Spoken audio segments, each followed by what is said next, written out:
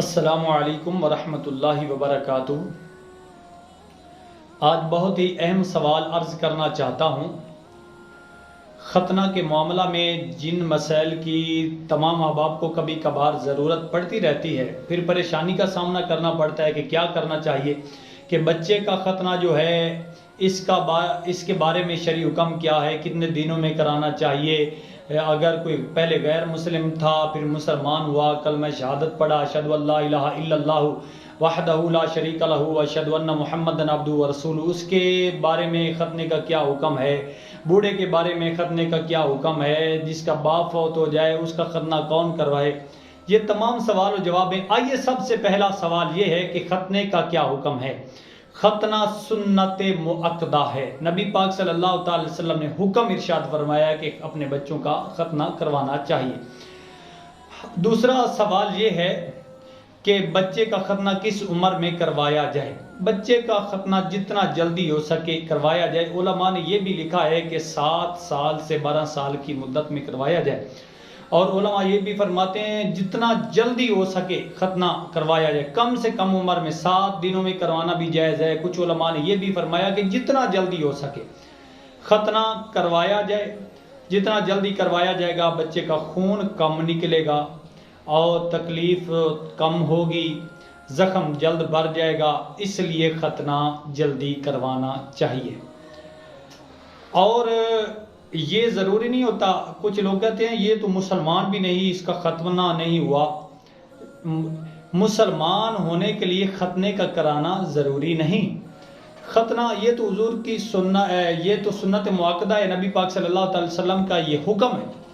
نبی پاک علیہ الصلوۃ والسلام نے حکم ارشاد فرمایا کہ ختنہ کروانا چاہیے، لیکن جس کا ختنہ نہ ہو اس پر یہ فتویٰ نہیں لگا سکتا۔ کوئی علماء فرماتے ہیں کہ کافر ہے، غیر مسلم ہے، وہ بھی مسلمان ہے اور ختنہ کروانا ضروری ہے۔ مسلمانی اس لیے کہا جاتا ہے، اس کو مفتی امجد علی اعظمی رحمۃ اللہ تعالی علیہ فرماتے ہیں کہ مسلم اور غیر مسلم میں ختنہ کروانے سے امتیاز ہوتا ہے، اس لیے اس کو عرف میں مسلمانی کہا جاتا ہے۔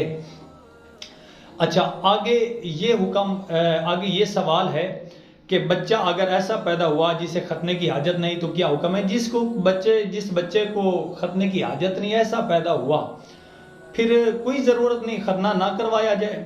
جسے حاجت بھی نہیں، پھر کس چیز کا ختنہ کروایا جائے گا، پھر کوئی ضرورت نہیں ہے۔ اگر چمڑی ایسی ہے کہ کھینچنے سے محسوس ہوتا ہے کہ یہ کٹوانے کے قابل ہے تو حجام کو ختنہ کرنے والے کو دکھا لی جائے۔ اگر وہ کہے کہ یہ کاٹی جا سکتی ہے اور کٹوانی چاہیے تو کٹوا لی جائے۔ اگر وہ کہے کہ ضرورت نہیں ہے، بچے کو تکلیف کا سامنا کرنا پڑے گا، اس کی ضرورت ہی نہیں کٹوانے کی، تو پھر بچے کو تکلیف میں ڈالنے کی ضرورت نہیں، وہ چمڑی نہ کٹوائی جائے۔ حاجت بھی نہیں تو پھر ختنہ کس چیز کا، پھر ختنے کی ضرورت نہیں ہے۔ آگے بہت ہی اہم سوال ہے، اگر بالغ شخص مسلمان ہوا تو کیا وہ ختنہ کروائے گا؟ جواب یہ، نو مسلم کے ختنے کی صورتیں بیان کرتے ہوئے اعلیٰ حضرت امام اہل سنت مجدد دین و ملت امام شاہ احمد رضا خان فاضل بریلوی رحمۃ اللہ تعالی علیہ نے جو ارشاد فرمایا ہے وہ میں عرض کرنا چاہتا ہوں۔ آپ فرماتے ہیں سب سے پہلے تو وہ جو مسلمان ہوا وہ خود اگر ختنہ کر سکتا ہے تو ختنہ کر لے اپنا آپ، یہ سب سے بہتر ہے، خود ختنہ کرے۔ اگر وہ خود نہیں کر سکتا تو کوئی ایسی عورت تلاش کر لی جائے جو اس کام کا تجربہ رکھتی ہو، وہ کام کر سکتی ہو، اس کام میں ماہر ہو، وہ اس مرد کا اس عورت سے نکاح کروایا جائے جو ماہر ہو اس کام کی۔ پھر ختنہ کروانے کے بعد اگر وہ اسے چھوڑنا چاہے تو چھوڑ سکتا ہے، یعنی اسے طلاق دے دے، اسے طلاق دی جائے، وہ چھوڑ سکتا ہے، اس میں قباحت نہیں۔ اعلیٰ حضرت فرماتے ہیں اگر اسے بسانا چاہے، گھر چلانا چاہے تو اس جیسی تو بات ہے ہی نہیں۔ نبی پاک صلی اللہ تعالی وسلم کی سنت سمجھتے ہوئے اس سے نکاح کرے، پھر ختنے والا کام بھی ہو جائے گا، پھر وہ اس کی جو زندگی ہے وہ بھی اچھی گزرے گی، اس میں بھی قباحت نہیں۔ اگر چھوڑنا بھی چاہے تو اعلیٰ حضرت امام اہل سنت فرماتے ہیں چھوڑ سکتا ہے۔ تیسری صورت، پہلی صورت کون سی میں نے بیان کی ہے، خود کرے۔ دوسری کون سی ہے کہ ایسی عورت تلاش کرے، اس سے نکاح کرے۔ پھر اسے ختنہ کروائے۔ تیسری صورت یہ ہے کہ کوئی کنیز شرعی تلاش کرے اور اس کو وہ خرید کر دی جائے جس کا ختنہ کروانا ہے، وہ اس کا ختنہ کرے اگر وہ اس کام کی ماہر ہے تو۔ آج کل غلاموں اور کنیزوں کا سلسلہ تو بند ہے۔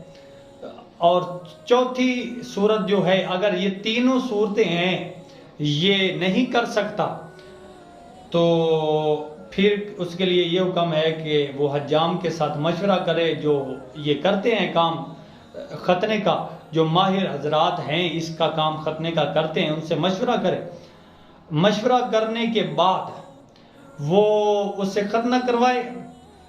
ایسی صورت میں اگر یہ تینوں جو صورتیں پہلے میں نے بیان کی ہیں، اعلیٰ حضرت امام اہل سنت نے حکم ارشاد فرمایا ہے، اعلیٰ حضرت نے بیان کی ہیں، یہ تینوں صورتوں کے بعد حجام سے مشورہ کرے۔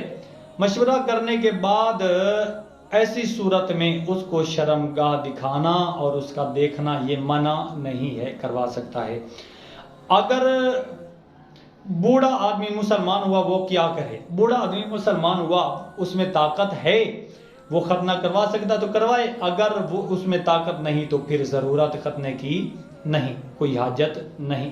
اگر وہ طاقت رکھتا ہے تو وہ ضرور کروائے، علماء فرماتے ہیں۔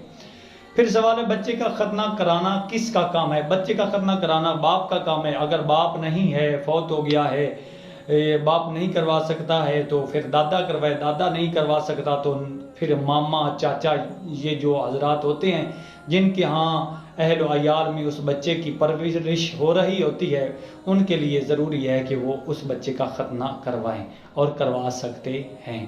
اللہ عمل کی توفیق عطا فرمائے۔